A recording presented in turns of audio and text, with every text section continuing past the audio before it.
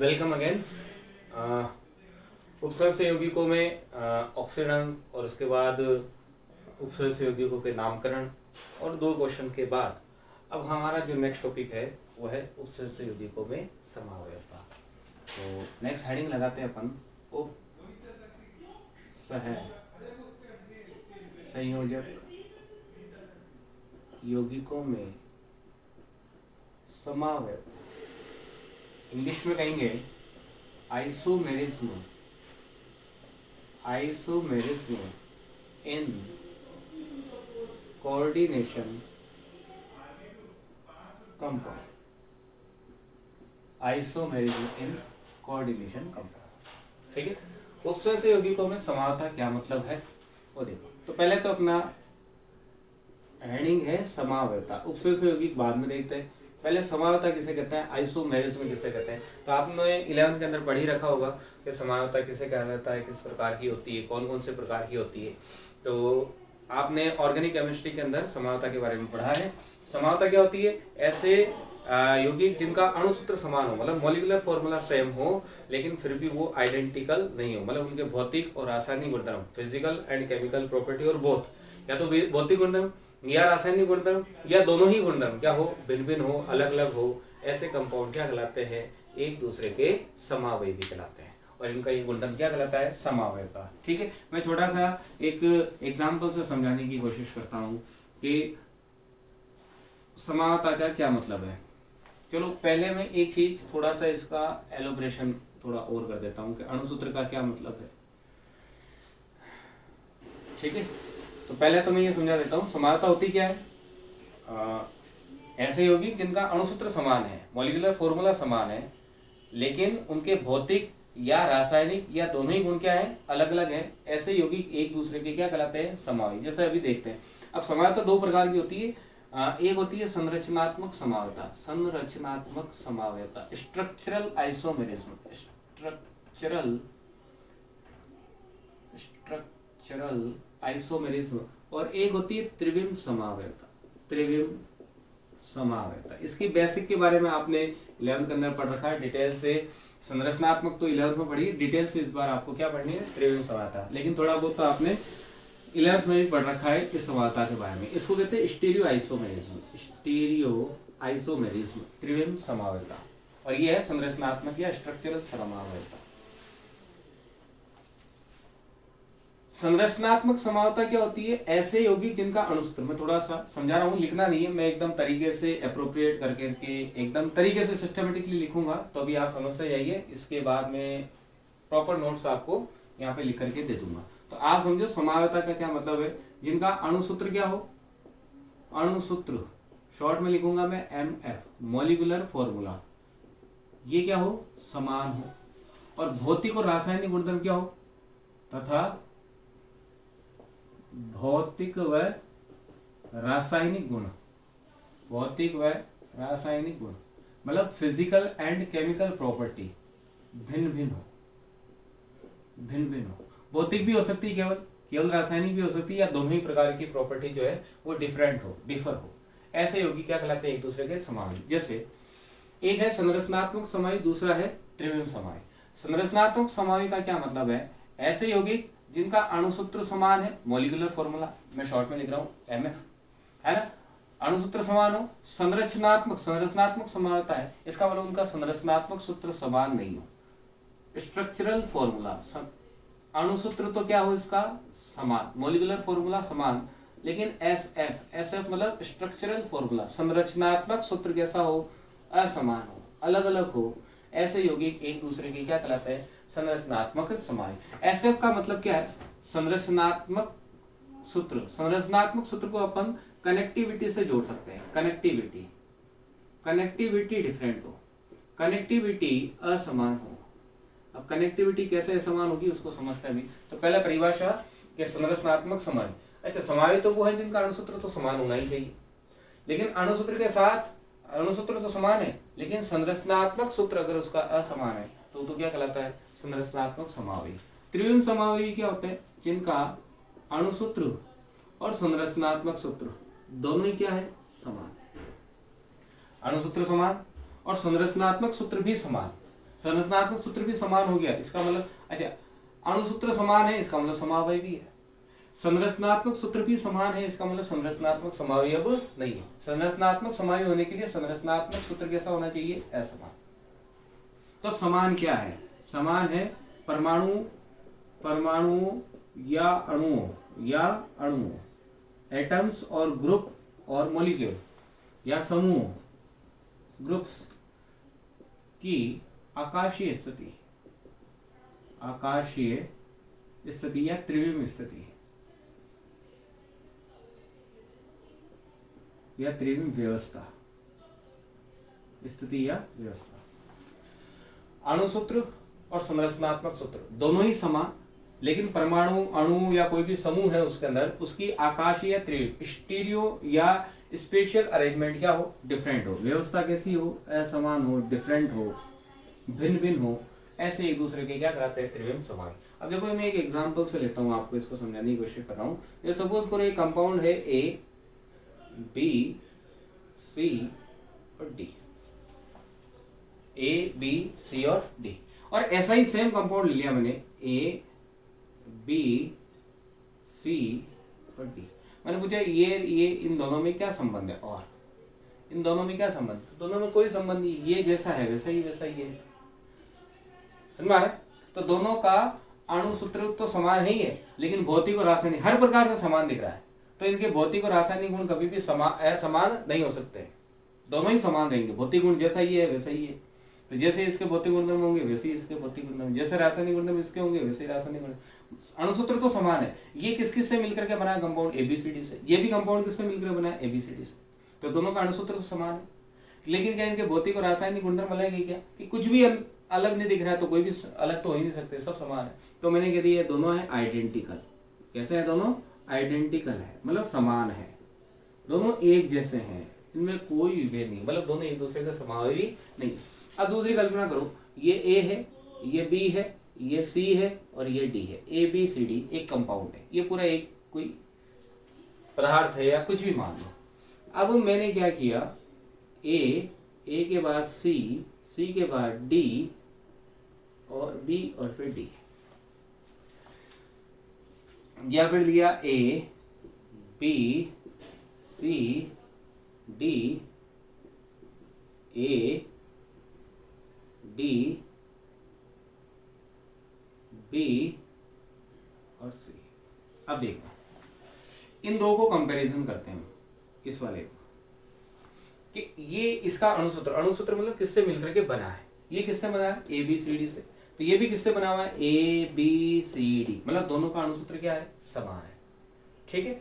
अब संरचनात्मक, तो क्या ये दोनों एक जैसे हैं क्या, बिल्कुल, ए के बाद बी, मतलब बी ए से कौन जुड़ा हुआ है, बी, क्या ए से बी जुड़ा हुआ है क्या, नहीं, मतलब सी से यहाँ पे कौन कौन जुड़ा हुआ है, ए और बी, जबकि यहाँ पे सी से कौन कौन जुड़ा हुआ है, बी और डी, तो दोनों अलग अलग चीज हो गई।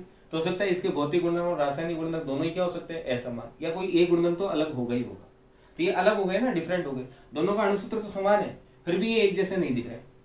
अब ये एक जैसे नहीं है तो ये कैसे है, संरचनात्मक समावयव या त्रिविम। तो मैंने क्या कहा है, अणुसूत्र तो समान हो लेकिन संरचनात्मक सूत्र क्या हो, असमान। संरचनात्मक सूत्र का मतलब क्या होता है, कनेक्टिविटी से समझो। तो क्या यहाँ पर ये जो कनेक्टिविटी और ये जो कनेक्टिविटी वो सेम है या अलग अलग है, अलग अलग है। अगर अलग अलग है तो ये दोनों एक दूसरे के कौन से समावयवी हो गए, संरचनात्मक समावयवी। जुड़ने की जो प्रवृत्ति है, कनेक्टिविटी जो है वो दोनों की अलग है, अणुसूत्र समान है, तो ये संरचनात्मक समावयवी। इन दोनों में संबंध बताओ, ये भी एबीसीडी, ये भी एबीसीडी से बना, मतलब दोनों का अणुसूत्र क्या है, समान। लेकिन क्या कनेक्टिविटी समान है क्या, डी के साथ जुड़ा हुआ है ए और बी, यहाँ पे डी के साथ केवल कौन जुड़ा हुआ है, सी, मतलब कनेक्टिविटी में अंतर है। और जब कनेक्टिविटी में अंतर हो तो ये भी कैसा कहलाएगा, संरचनात्मक समावयव। तो ये दोनों एक दूसरे के संरचनात्मक समावयव, ये दोनों एक दूसरे के संरचनात्मक समावयव। अब त्रिविम समावयव को मैं शॉर्ट में समझाने की कोशिश करता हूँ। ये ए है, ये बेटा बी है, ये सी है और ये डी है, ये इससे मिलकर के कोई कंपाउंड है। अब मैंने दूसरा कंपाउंड लिया है ए बी सी और डी, कि इसका अणुसूत्र क्या है, एबीसीडी, इसका अणुसूत्र क्या है, एबीसीडी, समझ आ रहा है। तो दोनों का अणुसूत्र समान है। संरचनात्मक सूत्र, संरचनात्मक सूत्र का मतलब क्या होता है बेटा, कनेक्टिविटी। कनेक्टिविटी देखो, ए से जुड़ा हुआ बी, बी से जुड़ा हुआ सी, सी से जुड़ा हुआ डी, ए से जुड़ा हुआ बी, बी से जुड़ा हुआ सी, सी से जुड़ा हुआ डी। कनेक्टिविटी में अंतर है क्या? नहीं है। मतलब दोनों का अणुसूत्र भी समान है, दोनों की कनेक्टिविटी भी क्या है? समान है। लेकिन तीसरा, अगर कोई परमाणु है या अणु है या समूह है, उसकी आकाशीय व्यवस्था मतलब त्रिविम व्यवस्था, अभी तो मैंने 2D में समझाने की कोशिश करी है, 3D में देखना पड़ता है, लेकिन आपको यहाँ पे कहीं नहीं दिख रहा कि जैसा परमाणु ये व्यवस्थित है वैसा का वैसा ही सेम ये है, वैसा तो नहीं, ये थोड़ा सा दूर दिख रहा है। मतलब ए के बाद आ तो रहा है बी, लेकिन ए बी और सी और इसमें व्यवस्था जो है ए बी और सी की थोड़ा सा डिफरेंस है। तो इस डिफरेंस से क्या होता है, मॉलिक्यूल की प्रॉपर्टियां चेंज हो जाती है। कैसे होती है वो डिटेल्स में मैं अभी इनिशियली समझाने की कोशिश कर रहा हूँ आपको, तो आपको कुछ आउटलुक समझ में आ गया होगा कि संरचनात्मक और त्रिविम समानता में क्या अंतर है। समावयवी जिनका अणुसूत्र क्या होना चाहिए, दो एक कंपाउंड है जिनके अणुसूत्र क्या हो, समान हो, तो क्या कहलाते हैं, समावयवी। जैसे आपने सुना होगा ट्विंस, ट्विंस सुना ना, ट्विंस नाम, जुड़वे बच्चे या जो जुड़वे जो होते हैं, तो एग्जैक्टली वो लगभग क्या होते हैं, सेम। तो दोनों का अणुसूत्र क्या है, समान है। लेकिन क्या हर प्रकार के गुणधर्म जैसा वो एक्टिविटी करता है वैसे ही वो करते हैं, वो एक पिक्चरों में होता है, लेकिन रियल लाइफ के अंदर आप देखोगे तो वैसा नहीं होता है। दोनों की अलग अलग थॉट्स होती है, अलग अलग सोच होती है, दोनों का जो डेवलपमेंट होता है धीरे धीरे समय के साथ वो थोड़ा थोड़ा चेंज होता है। कोई हो सकता है मोटा हो, कोई पतला हो, या थोड़ा सा वेरिएशन हो बालों के कलर में या कुछ आगे जाकर के, तो आप कह सकते हो वो दोनों लगभग सेम है।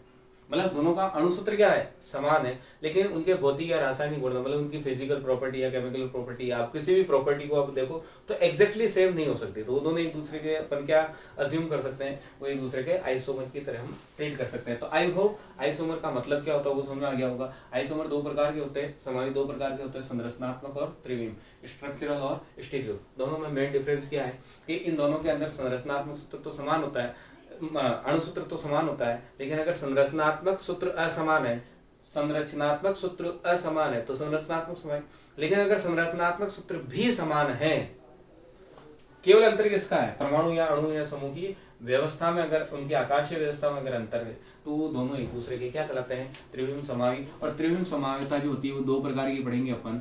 एक पढ़ेंगे विवरण संरूपण समावेयता, ज्यामिति समावेयता,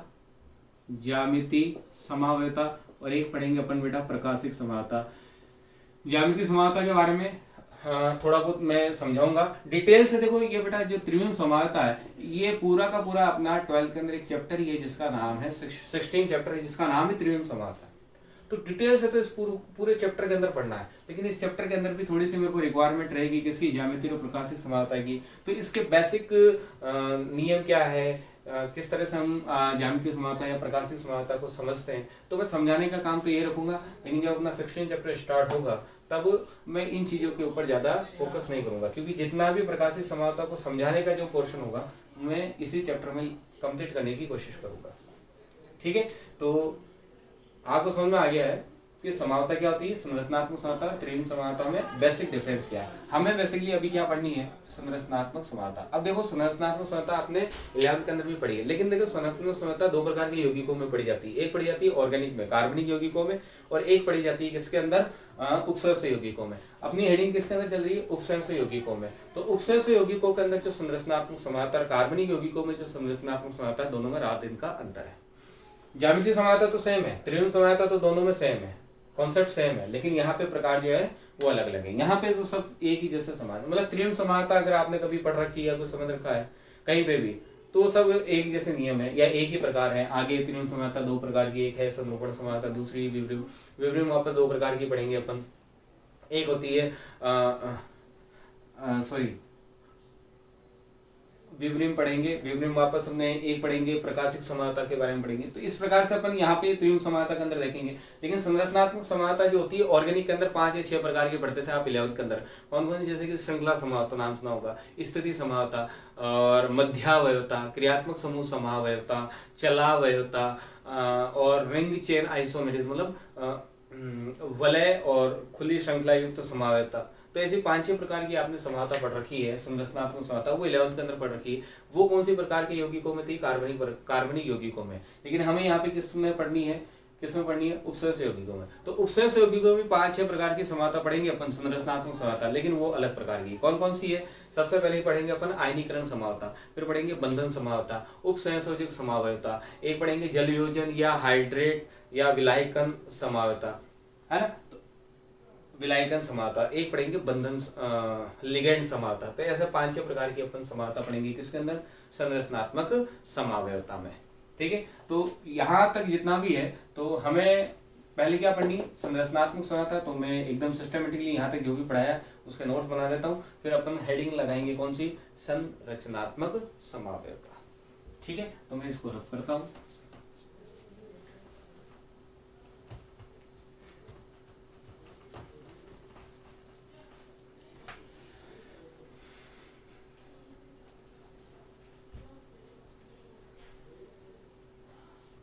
तो लिखना क्या है, हेडिंग तो लगी हुई आपकी उपसर्ग यौगिकों में समावयवता, इसी को अपन डिटेल से पढ़ेंगे 1 या 2 लेक्चर के अंदर। तो आप हेडिंग लगा लो समावयवता, और समावयवता की क्या डेफिनेशन है, मैं लिख नहीं रहा हूं, मैं बोल रहा हूं, आप लिखना स्टार्ट कीजिए। समावयवता, तो फटाफट लिखो, वह यौगिक जिनका अणुसूत्र समान हो लेकिन भौतिक या रासायनिक या दोनों गुण भिन्न भिन्न हो, वह यौगिक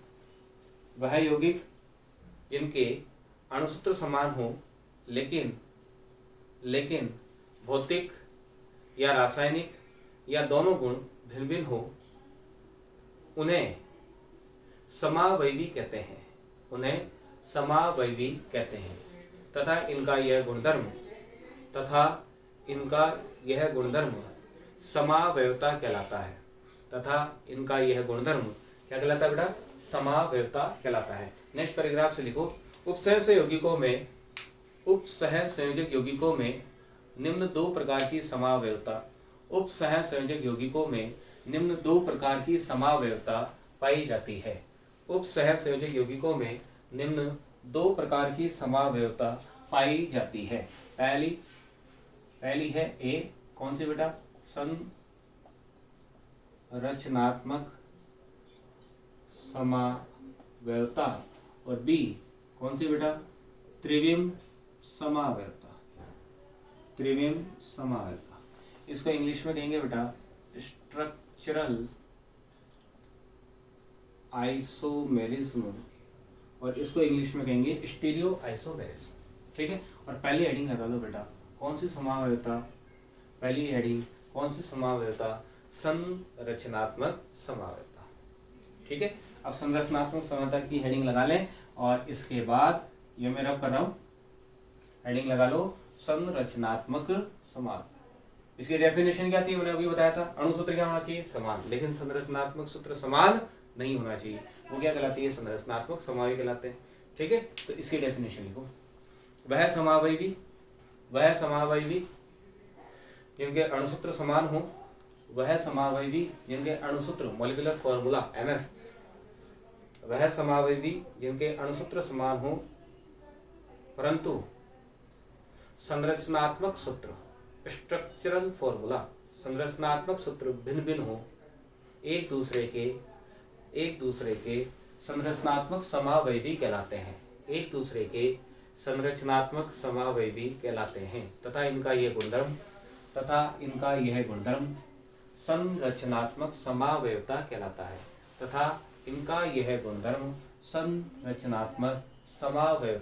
कहलाता है। ठीक है, अब संरचनात्मक समावयवता के हम क्या पढ़ेंगे, प्रकार। तो नेक्स्ट पैराग्राफ से लिखो, संरचनात्मक समावयवी निम्न प्रकार के होते हैं। ठीक है, अब पहले हम इनको समझ लेते हैं कौन कौन से प्रकार है, फिर एक साथ इनके डेफिनेशन, इनके एग्जाम्पल या क्या क्या क्वेश्चन है वो सिस्टमेटिकली लिखेंगे। तो संरचनात्मक समावयवी बेटा उपसर्ग यौगिकों में पढ़ रहे हैं, तो उपसर्ग यौगिकों में अलग प्रकार के होते हैं, मैं पहले ही बता चुका हूँ, कार्बनिक यौगिकों में अलग प्रकार के होते हैं। तो पहली हेडिंग हमने क्या लगाई है, पहली हेडिंग क्या लगाई है, संरचनात्मक समावयवता। तो संरचनात्मक समावयवी कितने प्रकार के होते हैं, 4-5 प्रकार के पढ़ेंगे। और पहली हेडिंग जो है वो है बेटा आयनीकरण या आयनन भी कहते हैं, आयनीकरण या आयनन समावयवता, आयनीकरण या आयनन समावयवता, ionization isomerism, ionization isomerism, ionization आइसोन, नाम से ही पता चल रहा है। आयनीकरण समानता मतलब आयनों में अंतर हो, उसके कारण उत्पन्न समानता क्या कहलाती है? आयनीकरण समानता। अब उपसर्ग योगी की बात हो रही है, आयनों की बात हो रही है, इसका मतलब आयन कब उत्पन्न होता है? जब आयनिक बंध होता है। और उपसर्ग यौगिक में आयनिक बंध कहाँ होगा? सोचो कि जो उपसर्ग सत्ता होती है और जो काउंटर आयन होता है उसके बीच में तो कौन सा बंध होता है बेटा? आयनिक बंध होता है। तो ऐसे यौगिक जिनका अणुसूत्र तो समान हो, लेकिन जब मैं उसे पानी के अंदर डालूं तो आयन अलग अलग उत्पन्न हो। आयन अलग अलग उत्पन्न कैसे हो सकते हैं?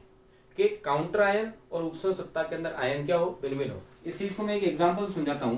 जैसे एग्जांपल लेते हैं अपन CONH3 का होल 5 ClBr, और दूसरा इसका समाई बनाते हैं CONH3 का होल 5 आगे Br और Cl। ये दो यौगिक लिए मैंने। क्या दोनों का अणुसूत्र समान है क्या? पहले तो ये चेक करो। यहाँ पे कोबाल्ट है, अमोनिया के 5 अणु, अमोनिया के 5 अणु, एक क्लोरीन है, तो यहाँ पे भी इस पूरे यौगिक में कहीं ना कहीं तो क्लोरीन नहीं है। इसमें एक ब्रोमीन है तो इसमें भी एक ब्रोमीन है, मतलब इसका जो अणुसूत्र है वही इसी का अणुसूत्र, मतलब अणुसूत्र क्या हो गया? समान। दोनों का अणुसूत्र क्या हो गया बेटा? समान हो गया। ठीक है। अब देखो मैं इसे अगर पानी के अंदर डिसॉल्व करूं तो एक ये आयन बनेगा और दूसरा कौन सा आयन बनेगा? Br आयन, और एक ये पूरा आयन बनेगा CONH3 का 5Cl। इसके ऊपर कौन सा चार्ज आएगा? प्लस। बेटा जो पहले लिखा होता है उसके ऊपर धनावेश आता है, बाद वाले के ऊपर कौन सा आता है? माइनस। लेकिन अगर इसको मैं आयनों के अंदर या पानी के अंदर डालूं तो कौन कौन सा आयन बनेंगे? CONH3 का 5, आगे क्या आएगा बेटा? Br कोष्टक प्लस और Cl माइनस। तो दो प्रकार के आयन यहाँ बने, दो प्रकार के आयन यहाँ बने। लेकिन क्या दोनों आयन समान है क्या? तो इसके अंदर देखो दोनों आयन समान है क्या? कि नहीं, यहाँ पे Cl आयन है जबकि यहाँ पे इसमें Br आयन है। तो एग्जैक्टली तो समान नहीं है दोनों धनायन। क्या दोनों ऋणायन समान है क्या? कि नहीं है। लेकिन क्या दोनों का अणुसूत्र समान है क्या? हाँ, दोनों का अणुसूत्र समान है। लेकिन क्या कनेक्टिविटी समान है क्या? नहीं है। यहाँ पर इस CO के साथ कौन जुड़ा हुआ है? Cl जुड़ा हुआ है, जबकि यहाँ पे CO के साथ कौन जुड़ा हुआ है बेटा? Br जुड़ा हुआ है। तो कनेक्टिविटी में अंतर हो, अणुसूत्र समान लेकिन कनेक्टिविटी में अंतर है, तो मतलब इसका एग्जाम्पल हो गया संरचना। अब संरचनात्मक में भी कौन सा है? आयनीकरण है या नहीं है? तो क्या अलग अलग आयन उत्पन्न हो रहे हैं क्या? कि इन दोनों का अणुसूत्र समान है, कनेक्टिविटी में अंतर है। अब कनेक्टिविटी किस प्रकार से अंतर दे रही है? कि कनेक्टिविटी इस प्रकार से अंतर है दोनों में कनेक्टिविटी में कि इसको जब मैंने वाटर के अंदर डिसोल्व किया तो अलग आयन उत्पन्न हो रहे हैं, प्रोड्यूस हो रहे हैं, जबकि इसको वाटर के अंदर डिसोल्व कर रहे हैं तो अलग ही आयन प्रोड्यूस हो रहे हैं। तो ऐसे समाई एक दूसरे के क्या कहलाते हैं? आयनीकरण समाई।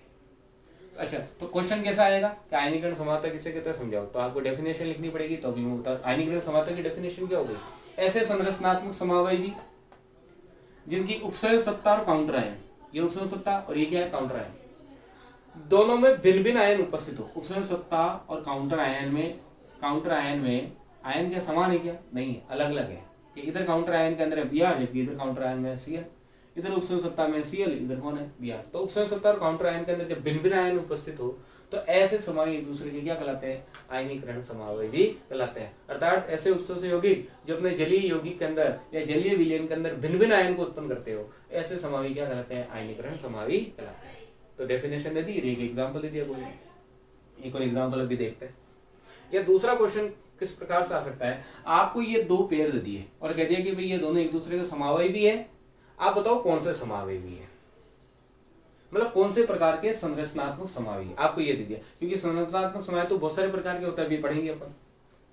तो ये आयनीकरण है, एक आयनीकरण के बाद कौन सा पढ़ेंगे? अभी बंधन पढ़ेंगे, उपसर्ग समावता पढ़ेंगे, इसके अलावा एक और कौन सी पढ़ेंगे? लिगेंड समावता पढ़ेंगे, है ना। तो ये समावता पढ़ेंगे, तो इसमें से संरचनात्मक के 4 या 5 है, उनमें से ये कौन सी है? तो आपको दे करके बस ये दे दिया आपको और पूछ लिया आपसे कि बताओ ये किस प्रकार की संरचनात्मक समावता प्रदर्शित करते हैं। तो दे करके बताना पड़ेगा कि यहाँ पे आयनों की संख्या में अंतर दिख रहा है। कहाँ पर? उपसर्ग सत्ता और काउंटर आयन में। इसका मतलब ये अलग अलग आयन उत्पन्न करने वाले जलीय विलयन में, तो ये दोनों एक दूसरे के क्या कहलाएंगे बेटा? आयनीकरण समावयव भी कहलाएंगे। बात समझ में आ गई होगी, ठीक है। एक एग्जाम्पल और लेते हैं इसी का बेटा, एक दो एग्जाम्पल लेंगे सभी के और उनको याद रखना है। क्योंकि जब कभी भी अगर हेडिंग के रूप में अगर मैंने पूछ लिया आयनीकरण समावता किसे कहते हैं समझाओ बोर्ड के अंदर, तो आपको डेफिनेशन भी लिखनी पड़ेगी, साथ ही साथ क्या लिखना पड़ेगा? एक एग्जाम्पल भी लिखना पड़ेगा। तो एग्जाम्पल आपको लर्न करने पड़ेंगे एक दो, ठीक है। जैसे दूसरा एग्जाम्पल लेता हूं मैं, CONH3 का 5 BrSO4। और दूसरा एग्जांपल ले रहा हूँ बेटा, CONH3 का 5SO4 और इधर कौन आ गया बेटा, Br। ये हो गए बेटा दो उप सहसंयोजक। क्या ये समावेवी है? पहले तो ये चेक करो, CO NH3 5 NH3 5, इसमें एक Br है तो इसमें भी कहीं ना कहीं Br है, इसमें एक सल्फेट है SO4, इसमें भी SO4 है, तो दोनों समान, दोनों का अणुसूत्र क्या है, समान, अणुसूत्र समान हो गया। अब देखो संरचनात्मक सूत्र, संरचनात्मक सूत्र, संरचनात्मक सूत्र, इसमें ब्रोमीन जुड़ा हुआ है कोबाल्ट के साथ, जबकि ब्रोमीन यहाँ पे क्या है, काउंटर आयन है, बाहर है, तो संरचनात्मक सूत्र अलग है। अब इसको पानी के अंदर डालेंगे तो बताओ कौन कौन सा आयन देगा, फटाफट बताओ। ये बनाएगा बेटा CONH3 का 5Br प्लस SO4, बेटा यहाँ से 1 टूट जाएगा। अब बताओ इसके ऊपर कौन सा चार्ज आएगा, प्लस, तो इसके ऊपर कौन सा आएगा, माइनस। अब ये पूरा उदासीन है तो जितना प्लस यहाँ होगा उतना ही माइनस इधर होगा। अपन जानते हैं SO4 के ऊपर कितना चार्ज होता है, इतना तो पता ही है कि इसके ऊपर -2 है तो इसके ऊपर कितना होगा, +2। तो इस प्रकार से आयन टूटेगा। इस प्रकार से इसको देखो, अगर इसको पानी के अंदर डिसोल्व करेंगे तो ये क्या आयन बनाएगा, CONH3 का 5SO4 ब्रैकेट प्लस और Br। क्योंकि उपसर्जकता पहले है तो ये धनावेश है तो Br के ऊपर कौन सा चार्ज आएगा, माइनस। अब कितना प्लस आएगा कितना माइनस आएगा, कि Br के ऊपर -1 ही होता है तो प्लस भी यहाँ पे कितना होगा, 1, क्योंकि ये कंपाउंड कैसा है, उदासीन, तो जितना प्लस होगा उतना ही माइनस। तो क्या समान प्रकार के आयन उत्पन्न कर रहा है, क्या नहीं कर रहा है। तो ये भी किसका एग्जाम्पल हो गए, दोनों आयनीकरण समावेशी के उदाहरण हो गए। अब एक क्वेश्चन आता है, एक क्वेश्चन है, ये कंपाउंड दे दिया, ये कंपाउंड दे दिया, और क्वेश्चन में कह दिया सिद्ध करो, जस्टिफाई करो, ये दोनों एक दूसरे के क्या है, आयनीकरण समावेशी है। The both are ionization isomers, justify this statement. आप कैसे जस्टिफाई करोगे, तो ये भी एक क्वेश्चन है। तो इस क्वेश्चन को कैसे सोल्व करेंगे, तो समझने की कोशिश करना कि अगर यदि मैं इस कंपाउंड के अंदर मिलाता हूं, इस कंपाउंड में मिलाता हूं बेटा BaCl2, बेरियम क्लोराइड। क्या मिलाता हूं बेटा, बेरियम क्लोराइड। बेटा ये उपसर्जक यौगिक है, आयनों में टूटेगा तो ये आयन बनाएंगे, यहाँ से आयनों में टूटेगा, यहाँ से अंदर से कोई आयन नहीं टूटने वाला। ये पानी के अंदर डालेंगे तो ये। अब इसी पानी के अंदर, इसी लिक्विड के अंदर, इसी कंपाउंड का ये लिक्विड है और इसके अंदर आपने मिला दिया बेरियम क्लोराइड, तो बेरियम क्लोराइड भी आयनों में टूट जाता है। बेरियम क्लोराइड भी आयनों में टूट गया बेटा, मैंने बेरियम क्लोराइड मिला दिया, तो बेरियम क्लोराइड को आयनों में तोड़ो बेटा, क्या क्या आयन बनाएगा, Ba+2+2 Cl-, अरे यही बनाएगा बेटा, ये बेरियम क्लोराइड आयनों में टूट गया। अब क्या होगा, ये प्लस का है तो किसके साथ अभिक्रिया कर लेगा, माइनस के साथ। माइनस कौन है, SO4, और BaSO4 के साथ रिएक्ट करके क्या बना देगा, BaSO4। और ध्यान है BaSO4